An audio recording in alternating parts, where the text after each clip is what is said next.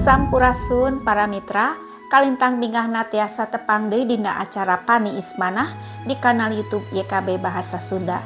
Satu acaan urang ngabandungan pangnyepan dinten ieu, hayu urang neneda nyuhunkeun pimpinan Roh Suci.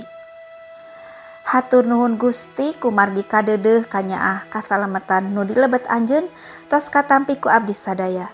Danget ieu abdi sadaya nyuhunkeun pimpinan Roh Suci kangge nuyun abdi sadaya dina ngalenyepan pangadika Gusti. Berkahan abdi sadaya supados tiasa ngaregepkeun sareng ngalarapkeunana dina kahirupan sadidinten. Dilebet nami Gusti Yesus Kristus. Amin. Para mitra, lenyepaneun urang dinten ieu dicutat tina buku renungan wasiat anu dijudulan Pangangon Domba Gusti.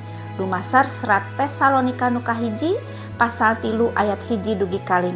Sarengna sujanten puseur panglenyepan urang nyaeta ayatna nu katilu anu ungelna kieu. Ulah nepi ka ingkar lantaran teu kuat dikaniaya. Aranjeun terang eta panganiayaan teh jadi bagian tina pangersa Allah ka urang. Para mitra, panginten urang tos remen ngadangu yen urang teh dombana Gusti oge sakaligus pangangon pikeun domba-domba nu sanes. Ieu miharti sakur jalmi mi iman disaur kangge silih ngangonkeun nu saurang ka nu sanesna. Salah sawios kapidulian sareng kaprihatinan nu kedah dipimilik ku sakur pangangon nyaeta hal-hal nu pakait iman ti para dombana. Kumargi iman eta teh nu janten jalan nujul kana kasalametan nu diayakeun ku Gusti Allah.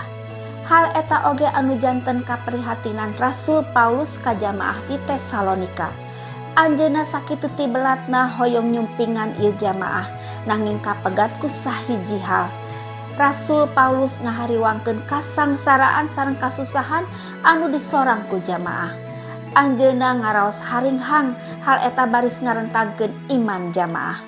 Pangna kitu Rasul Paulus teras ngutus Timoteus pikeun nyumpingan ngalilipur sareng ngiatkeun jamaah di Tesalonika.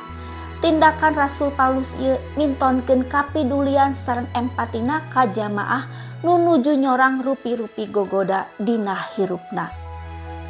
Para mitra, minangka pangangon domba-dombana Gusti, urang disauran kangge ngamilik kapidulian, sikap mirosea sareng empati nu langkung jero.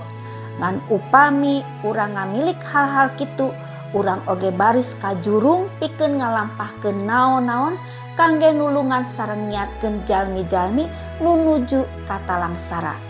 Kapidulian sareng empati urang dina hakikatna teh wujud nyata kanyaah Gusti Allah ngalangkungan diri urang sareng lalampahan urang.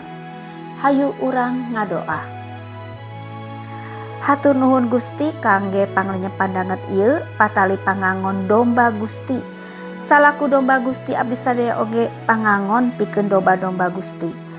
Abdi sadaya disaur supados ngamili kapidulian sareng empati ka sasama.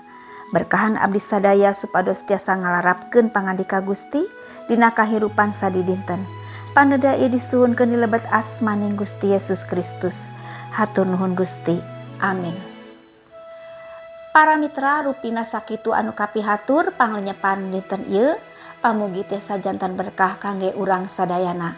Ulah hilap subscribe, like sareng bagikeun ka nu sanes.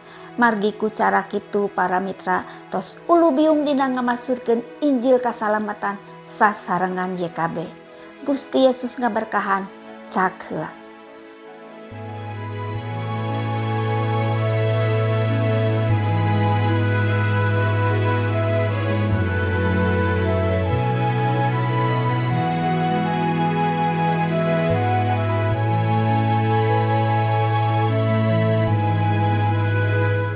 Sahabat, mari dukung pelayanan dan pekabaran Injil melalui YKB dengan membagikan link acara ini kepada sebanyak mungkin orang. Dukungan juga dapat saudara lakukan dengan mentransfer dukungan finansial ke rekening BCA ke nomor 450 305 2990 450 305 2990 atas nama Yayasan Komunikasi Bersama.